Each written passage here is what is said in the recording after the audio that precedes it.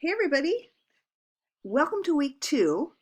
I started this screencast for this week without my picture in it. I'm just feeling a little too rugged on a Sunday morning to be presentable for a camera, so you're stuck with me. All right, let me just give you the rundown for week 2. Look at you've made it all the way through week 1. So proud of you guys. This is a lot of work. It's going to get a little bit more every week. As you know how these courses are kind of front loaded. And by that, I mean a lot of the information that we teach, say in a general ed course, like English 145, a lot of the materials are loaded into the front of the course, meaning we, fill you up with all kinds of, here's the way it is. And then the rest of the quarter is spent you practicing it. So you're pretty familiar with the routine by now. Right in this space here, you can see week 2, April 4th through 10th, arguments based on facts. These are the kind of the, I guess we say what I'm emphasizing this week. What are facts and how are they attached to arguments? What is stasis theory? And you'll be hearing more about this not only in my class, but in other classes as well. And then how do we jump into our book, They Say, I Say? Hopefully you've all received your book by now. I think I've also included that same PDF. It won't be applicable for our entire course, but I think it hits the first few chapters similarly. Please purchase your text if you haven't already done so. Thank you, everybody. Okay, so the way it looks, I'm just going to go through it one thing at a time. I'm not going to open them all.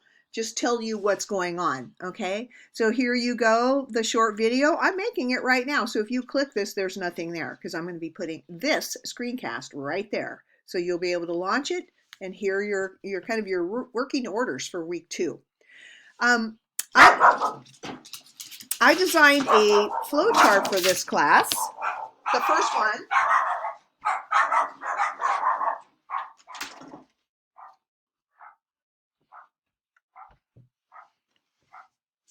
The first flow chart I've ever made. Sorry, I had to shut the door. My dog saw some dog from down the street that they always have a bark fest with. So anyway, sorry, teaching at home, I never know what's going to happen. So I am going to open this flow chart. I'm going to make sure it's here. I've never made a flow chart before, so I don't even know what I'm doing. So I kind of just started at the beginning. Here's where you start. You learn how to, what you're going to do sort of in the order, learn how to summarize. You're going to engage in that process, learn how to take a position on an issue and argue it persuasively, study and recognize logical fallacies. And then that's where you're going to be doing some memorizing. Create an argument based on a definition. And this is a process, right? It's not just a one and done. You write the paper. You're going to have it peer edited on Canvas with your peers. You return it back to your peers. What I forgot to put right in here is submit the definition paper. So when I redo this, I'm going to add, or any of you know how to create a really, really awesome flow chart. Maybe you could make one and send it to me, one that makes more sense. Okay, use analysis to select your research paper topic. That's when you have to make decisions. Should I or should I not write on this? You start step 1 of the research paper with a prospectus. You begin searching for sources. This is a long process, as you know. Then you submit your annotated bibliography. You look for more sources. You start writing your outline. You create your formal outline and you submit it. And then you start writing your paper. And then pretty soon, at the very end of the quarter, you submit your paper and it says down there, congrats, you have completed the course. So if you kind of, like I said, if anybody here thinks they know how to make a good flowchart, please don't feel like you'd be offending me if you sent me, using my same things, sent me one, my same entries. I would be happy to show off your flowchart. Okay, so that was where this was, the flowchart. If it makes sense, you take a look at it.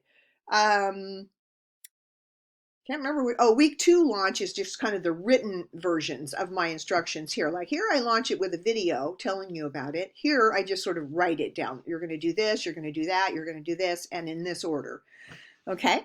So these are all the component pieces that you'll need this week. Arguments based on fact. That's a little handout that I've created for you. Um, read They Say, I Say, Chapter 1, beginning with What Others Say. I think that's the name of it. Then there's a Chapter 1 quiz. Like it says, starting with what others are saying. Okay. Then by Tuesday, I want you to make sure you read this article, Hunger on Campus, the Challenge of Food Insecurity for College Students. So that says read in full by Tuesday. Okay. You are also going to have um, discussions that include, you'll see the challenge of food insecurity coming up in a couple of days. So some of these discussions, you need to make your first post by Tuesday, and one of them you need to make your first post by Thursday. So you need to really watch these due dates carefully. I tried to put everything sort of more chronologically, but that's not always possible. And then here I have, I will make visible. I like I did right up here, you probably don't know it, that I made visible wrap up of week 1 for you. So each week there will be these launches and then a wrap up kind of saying, hey, here's what you did if you participated this week.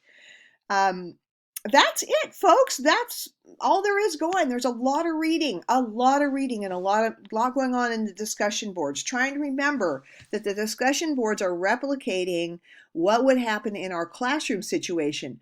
Whenever you're in a class with 25 or 30 or fewer students, you are not in a giant lecture class. You are in a lab class, even if it's a I shouldn't use the word lab because that's associated more with, the sciences, but you're in a small class that is meant to have discussion and break into groups. And so whenever a class is under, 30 enrollees, it is not meant to be just lectured to and tested back.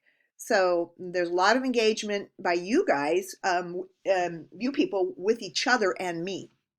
All right, so you have your marching orders. There's a lot going on. It's not over the top, but it is steady. You are going to have to stay up with it this week and kind of get the feel for this pace, because this is about what it'll feel like most of the quarter. Last week was kind of an intro, kind of, let's just get the week off started and everybody, make sure we're in the class and get all our ducks in a row. And week 2, we really start the hard work of the course. So it should feel strenuous, but not debilitating. All right. As usual, you can come to my office hours or you can email me anytime you have a question. I will get back to you at my earliest convenience and the most courteous way I can. I hope you all have a fabulous week too, and enjoy these days. These are you guys are living the dream. No matter what it's like in 2022, this is your dream and you are living it. See you soon, everyone.